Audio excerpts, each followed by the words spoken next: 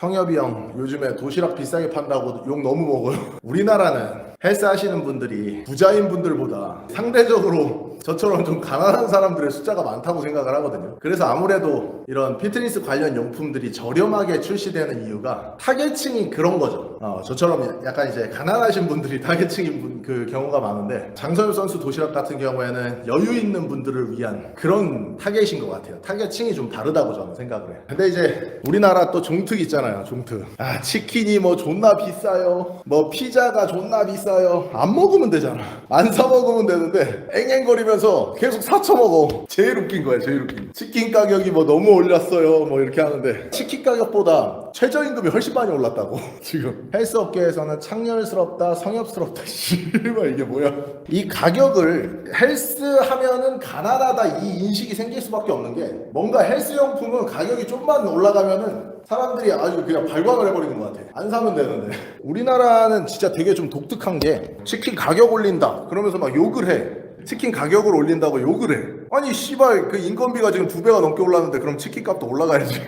그럼 그대로 치킨 장사하는 사람들은 그대로 해야 돼? 그런 거 보면은 이게 사람들이, 아직도 시민들은 그 좌파의 두뇌가 뇌 안에 탑재가 돼 있는 거야. 그런 거 보면은 참 재밌어요. 재밌어. 안 사 먹으면 되는 건데. 아니 자본주의 사회에서 내가 안 사 먹으면 되는 거야. 동네에 있는 그 옛날 통닭 같은 거 먹고 그런 메이커 있는 치킨집에서 치킨 안 시켜 먹으면 되는 거 아니야. 그러면은 그 치킨집이 알아서 가격을 낮출 거거든. 근데 이제 그거 가지고 막 지랄 연병을 해요. 근데 장사는 잘 돼. 왜냐하면은 지랄 연병하는 사람들의 숫자는 상대적으로 소수거든. 어차피 돈 있고 자기 삶 열심히 사는 사람들은 가격이 좀 있어도 다 사 먹습니다. 맛만 있고 품질만 좋고 하면. 그지근성 박혀있는 듯. 이게 영규환 님이 얘기하신 것처럼 홈플러스나 뭐 이마트나 이런 데서 되게 저가의 통닭을 팔았었잖아요. 지금도 뭐 팔고 있을 거예요 아마. 저는 이제 딱 한 번 사 먹어봤어. 그때 이슈가 됐을 때 가격은 저렴한데 그런 과연 퀄리티가 어느 정도 되나 저도 먹어봤거든요. 처음에는 먹을만한데 한 3조각 이상 먹으면 못 먹겠더라고. 저런 교촌이나 뭐 BBQ나 좀 메이커 있는 집에 치킨은 제가 한 마리는 거의 먹거든요. 근데 이제 홈플러스나 뭐 이마트나 여기서 만든 거는 방금 만든 게 아니잖아요. 그거 가져가면 또 식고 그러니까 느끼해서 많이 못 먹겠어. 맛도 별로 없고. 그래서 결국에는 이제 시켜 먹게 되더라고. 근데 이제 만약에 내가 진짜 치킨을 시켜 먹을 정도도 힘든 돈이 없어요. 그럼 나는 마트 가서 사 먹겠지 당연히. 그게 합리적이니까. 근데 이제 여유가 있는 사람도 있고 여유가 없는 사람도 있으니까, 여유 없는 사람들은 그렇게 시골 통닭 뭐 이런 거, 이마트 치킨이나 그런 거 사 먹으면 되는 거고, 여유 있는 사람들은 움직이기 귀찮으니까 배달시켜서 배달료 뭐 3,000원 4,000원 뭐 더 주고 배달 치킨 시켜 먹는 거지. 더 맛있으니까. 근데 결국에 그게 인생사 아니에요? 이 시장 경제에서 너무 자연스러운 건데. 근데 그게 마치 무슨 뭐 사회의 악인 것처럼 그 사람들을 막 몰아가는 걸 보면은, 와 씨발 이게 21세기 마녀 사냥이구나.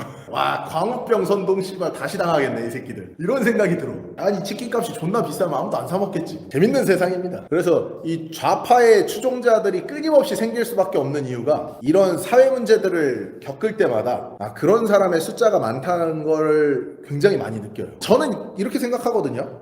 나는 그냥 열심히 살아서 좀 내가 돈을 많이 버는 사람이 돼서 그런 음식이나 이런 거는 좀 좋은 걸 사 먹어야겠다, 이런 마인드가 개인적으로는 더 커요. 아마 대부분의 사람들이 그렇지 않을까요? 내가 열심히 삶을 살아서 3만원 4만원 치킨 정도는 돈에 대한 가치를 생각하지 않고 3, 4만원짜리 정도의 치킨은 사 먹을 수 있을 정도의 남자가 돼야겠다라는 생각을 하면서 사는데, 이제 반대로 그 치킨 가격이 뭐 3만원이다 얼마다 하면서 비싸다고 징징대는 사람들을 보면은, 이 사람들은 평생 씨발 이렇게 삶을 살으려고 저런 말을 하는 건가? 약간 이런 생각도 들어. 그러니까 발전성이라고는 전혀 보이지 않는 그런 느낌이 있거든요. 그래서 개인적으로는 그렇게 기업이나 이런 거를 매도하시는 분들을 보면은 저 사람들은 평생 제자리겠다, 이런 느낌은 많이 받습니다. 코치님, 회원분들이 PT 값을 너무 비싸하는 것도 비슷하다고 생각하지 않나요? 회원분들이 적당하다고 생각하는 PT 값이 얼마인지. 요즘 시간당 5만원에도 하던데, 저는 이제 1회 PT는 10만원 받고 10회 이상 등록하시면 회당 88,000원 받는데, 개인적으로는 저한테 비싸다고 하신 분은 단 한 분도 없습니다. 수업 받고 나서 오히려 이제 뭐 부산이나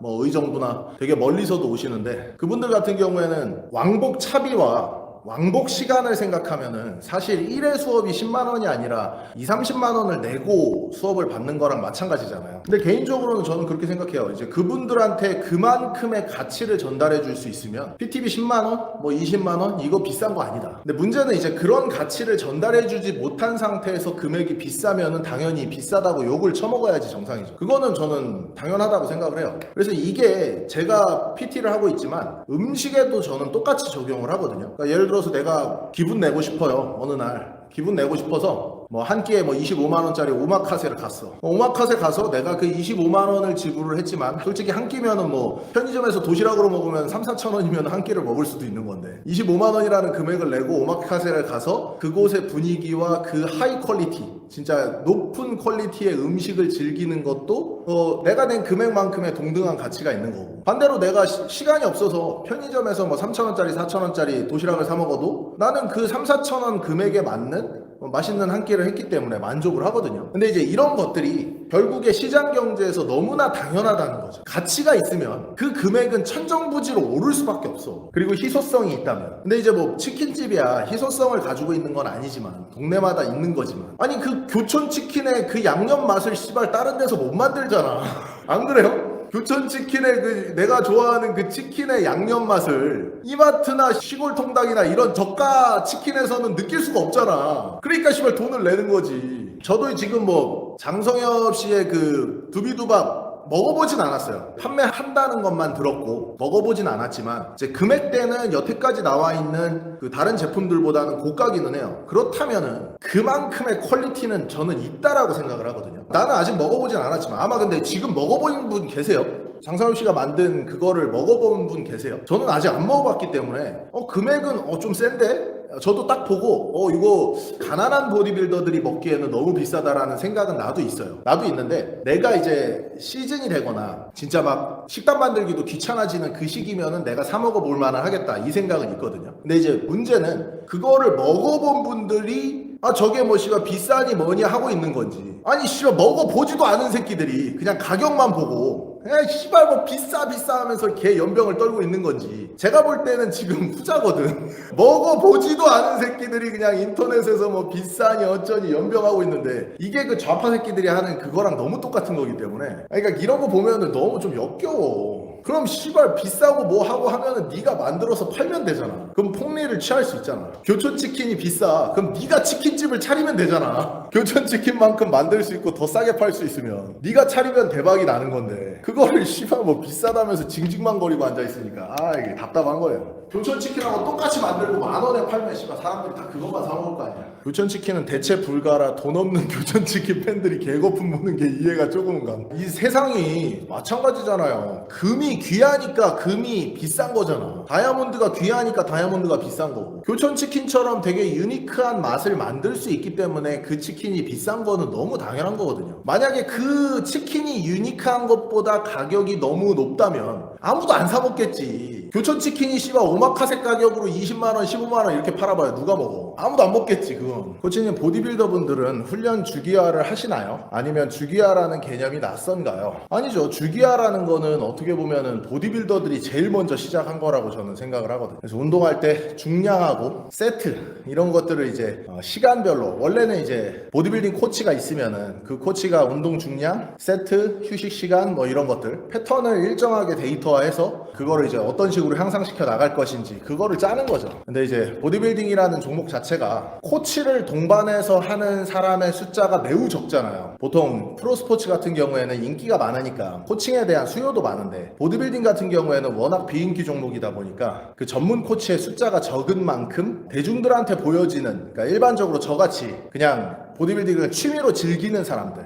이런 사람들은 사실 그런 전문 코치가 있을 수가 없잖아요. 돈이 되는 것도 아닌데. 그러니까 이런 사람들, 저 같은 사람들은 자기가 그냥 스스로 그냥 끄적끄적 적으면서 하는 거고, 전문 코치가 있는 분들은 데이터화 이렇게 해가지고 잘 만들어서 그렇게 하는 거죠. 수축 위주의 운동, 신전 위주의 운동 따로 있는 건가요? 없는 건가요? 김성환 선수님 영상보다 궁금해졌는데, 수축 위주, 신전 위주 나누는 운동도 하던데 설명 가능하실까요? 벤치프레스 같은 운동이 대표적으로 수축이 아니라 신장성 수축에 조금 더 포커스가 되는 운동이니까, 쉽게 생각하면 벤치프레스 팔이 어디까지 와요? 여기까지 오죠. 팔이 이렇게 못 오잖아요. 벤치프레스는 여기까지밖에 못 오잖아. 그러니까 얘는 어깨 입장에서 뒷각을 더 많이 쓰는 운동이니까 수평 내전의 앞각이 아니라 수평 내전의 앞각이 이게 되겠죠. 여기 수평 내전의 바깥각이 이렇게 돼요. 그럼 벤치프레스는 여기서 여기까지 쓰는 운동이에요. 여기서 옆에서 봤을 때 그러니까 완전 수축에 도달하지 못하는 운동이기 때문에 이런 운동들을 일반적으로 신장성 수축을 더 많이